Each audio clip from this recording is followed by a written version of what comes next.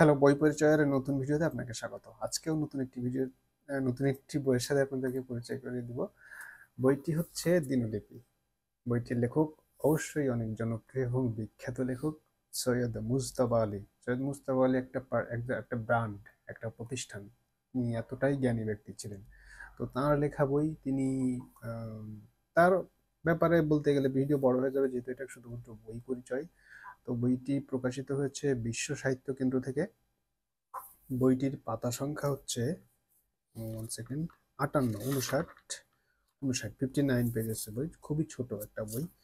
আর যেহেতু বিশ্ব সাহিত্য কেন্দ্র থেকে বের হয়েছে, বইটির কিন্তু মানে মেকিংটা, বাঁধাই, তারপর হচ্ছে কাগজ, সবকিছু খুবই চমৎকার। হ্যাঁ, বই হাতে নিয়ে যে একটা ভালো ফিল হওয়ার যে ব্যাপারটা থাকে না, সেটা 100-এ 100।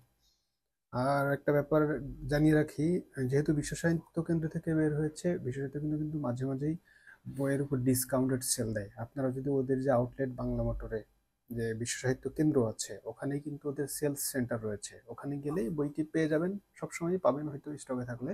আর আদারওয়াইজ আপনারা খেয়াল রাখতে পারেন কখন ডিসকাউন্টে কিনতে পারবেন। এই বইটি আমার পড়া হয়নি এখনো, সো এই বইয়ের ভিতরে কি আছে সে সম্পর্কে সামান্যতম ধারণাও আমার পক্ষে এখন দেওয়া সম্ভব না। তবে যখন পড়া হবে আমি চেষ্টা করবো একটা রিভিউ ভিডিও বানানোর জন্য। তো যদি আপনাদের কারো পড়া থাকে তাহলে কমেন্টে জানাবেন বইটি কেমন কি লেখা আছে।